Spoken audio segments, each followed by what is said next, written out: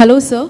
I am Advocate Rudhira Patil, and I just wanted to. I am watching your reels and all the knowledge sessions on social media, and I'm really very much glad and feel so proud that you have visited in our city. Thank you. So my question is like, what drives you for this purpose, sir? This is first question, and second is, where do you get this aura, this positivity? We just want to know about it, sir. So if you believe people, I'm driven by popularity. And I'm motivated by publicity. I'm motivated by the sale of my books. I'm motivated by the money I get from China.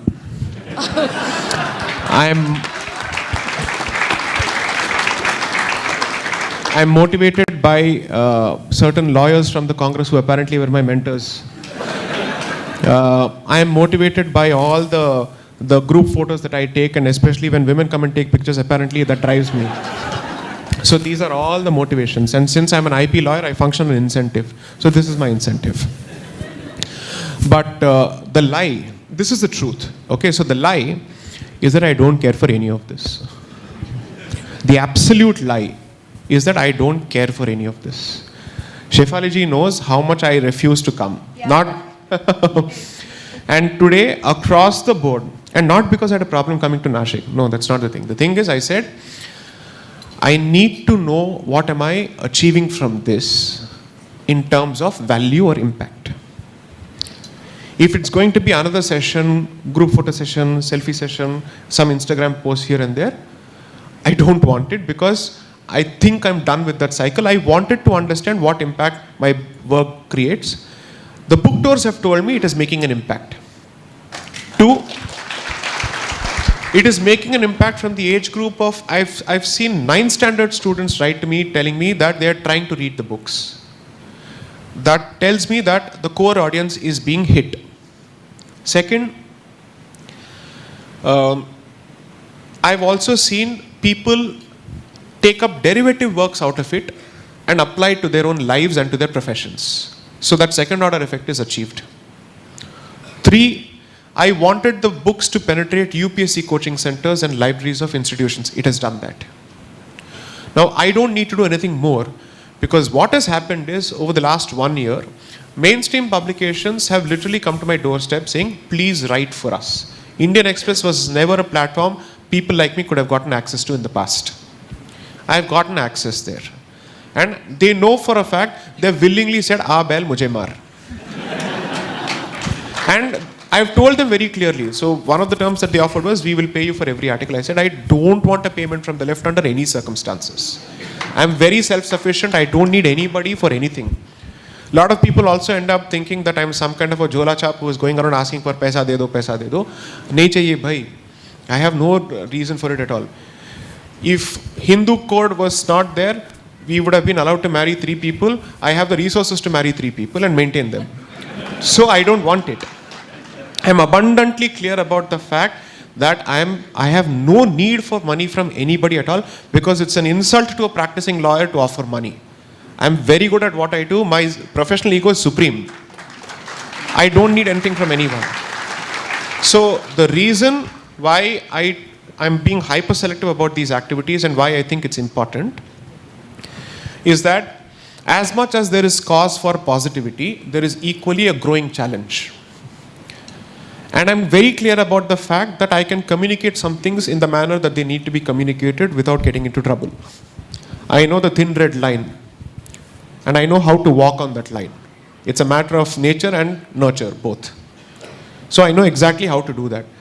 And when people like me speak or people like Vishnu speak, it gives confidence to youngsters, saying that he is not some old man who has nothing to lose who is talking about this. These people have actually put everything on the line. 2, I am not making any sacrifice whatsoever. Not one bit, except on my sleep and family time to some extent. But even that I have significantly cut down. Across the board, organizers know they will get a standard message from me because thanks to autocorrect, it knows what exactly I have to say. I say, Namaste, thank you for your kind invitation. However, I'm extremely occupied with my packed practice schedule and the writing schedule of the 3rd book. I will not be available until, initially it was February, now it has moved to April. That's it. They know they'll get a standard refusal now. Because if I don't see value in that engagement, I will not. The reason I have come here is for two reasons. Trayambakeshwar is here.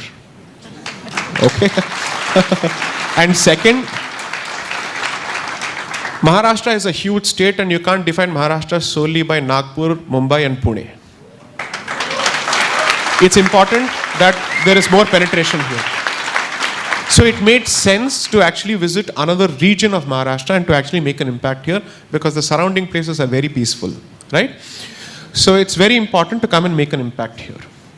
So my motivation is very clear, which is try and keep the self at the background as much as possible. It's difficult. I am no sannyasi. I too have an ego. Contrary to popular perception, I am not a humble person at all.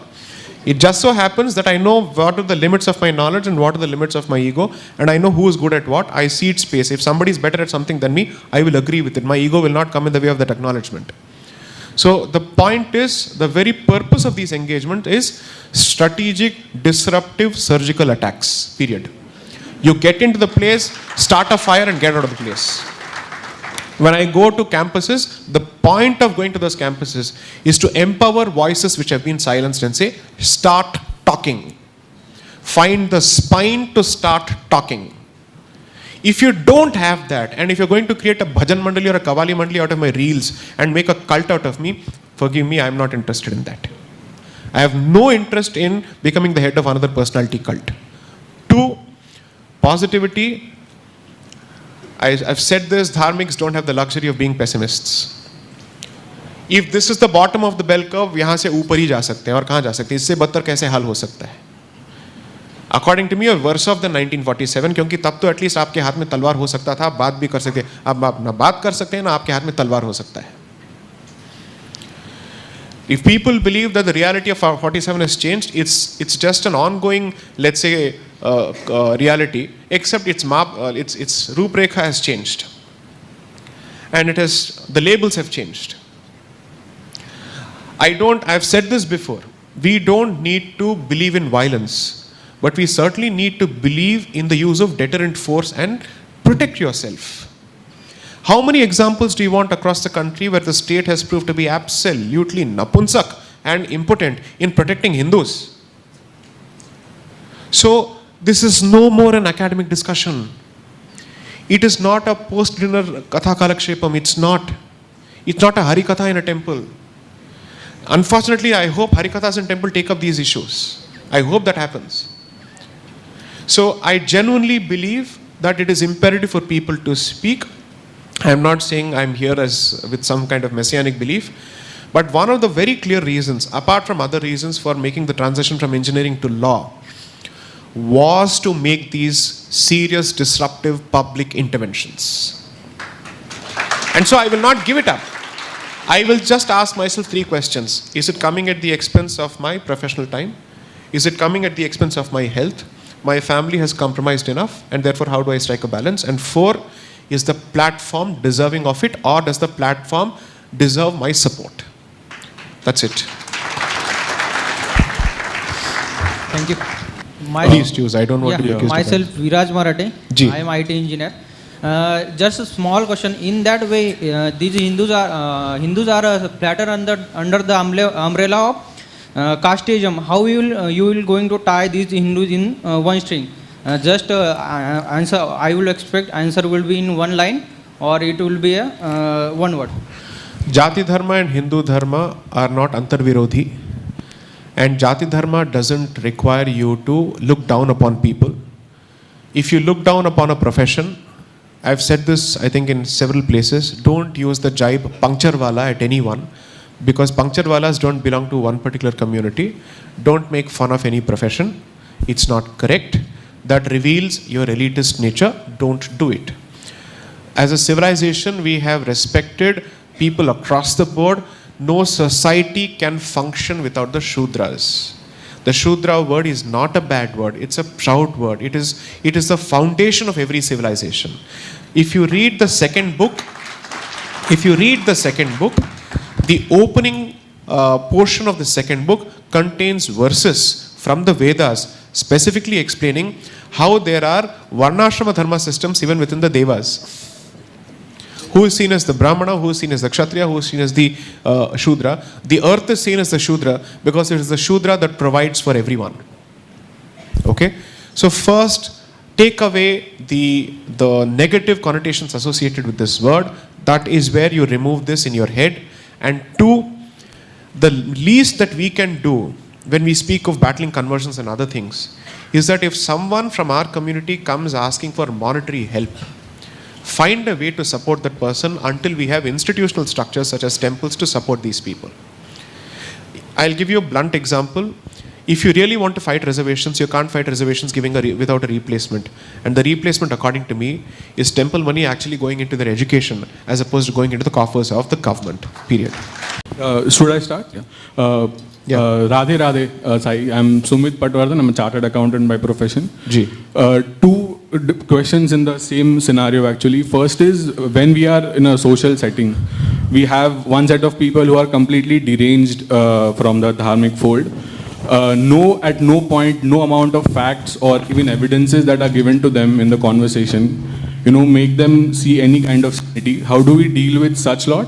And the second is when we are in a social setting with peoples of the Abrahamic faith, is it wiser or rather how exactly do we go on the offensive in trying to pick holes within what they are saying, which is actually very easy from a logical point of view, but is it wiser? Is it how exactly do we go about doing that? Because I think going on the offensive is also kind of essential.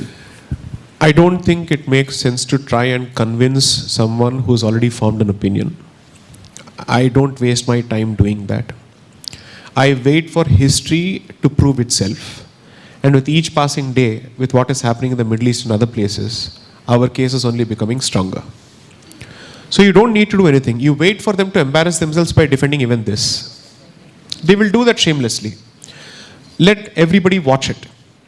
In those moments, don't shut them up. Let them speak. Because they are making your case better than you could have ever, thanks to the defense of even the indefensible. That's one. Don't see your need to engage with them, to convince them, is not coming from a need to prove Dharma's point, but perhaps it's an ego investment. And I'm not talking about you in general. What I'm saying is, fight those battles where it is not just worth your time, where you know for a fact it's an impressionable fence sitter who is young, who doesn't know where to form an opinion. Intervene there. Those are the people who are actually open to understanding your point of view. Today the leftists cannot convince me fully, under no circumstances. Just as I can't convince them. So his investment or my investment in each other to try and convince the other is useless. Second, how do you make your point and still not attract any kind of attention? I think as Hindus who believe in the power of the tongue, the Vak is such an important aspect of our understanding of the sound and all that, and Shabda Pramana has such an important aspect. So please observe some sense of smartness in the way you engage on social media. You have to realize that the odds are stacked against you, so much so that nobody has the power today to prevent any kind of SDSJ kind of declarations against you. So use your viveka, use your buddhi, have some yukti in the way you actually handle these issues.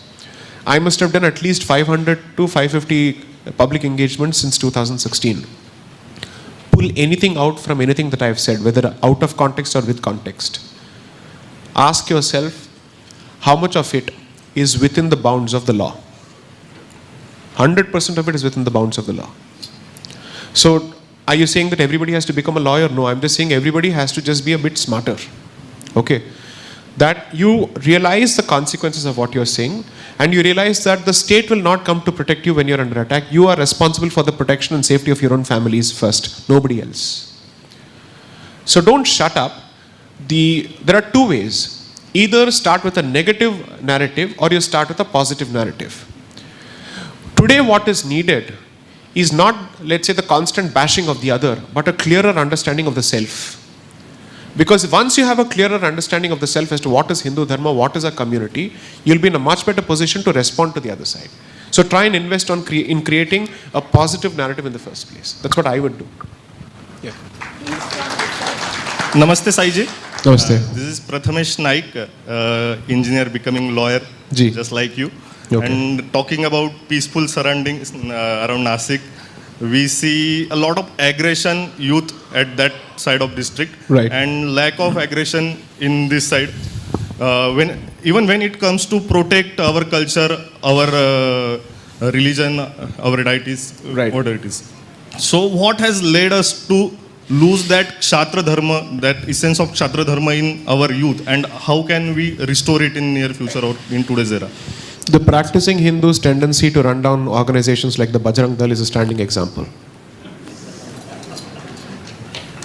I don't see why you have to actually criticize these organizations. If you're saying, "Arey ye karte hain, wo karte hain," okay, you tell them how to be better. But you can't throw the baby out with the bathwater and say they shouldn't exist at all. You want them to be super sophisticated, super sensitive, super secular, super liberal, and also protect you on the ground. What are you expecting, man? Are they supermen? How do you deal with the person on the other side by being all of this? You need a certain degree of crudeness to be able to do what needs to be done. You won't do it, and you will cast all your middle class expectations on that fellow also. Are? So the thing is, find a way to support these families. Find a way to give them employment so that they have the confidence that they're not fighting a lone battle. I would always say you only need clusters of these 3 or 4 people in every region. Ground activists, intellectuals to defend what they do, lawyers to defend them in court, and if possible, people from the establishment who have the guts and the conviction or maybe incentive to support you. The job is done. Everywhere the job is done.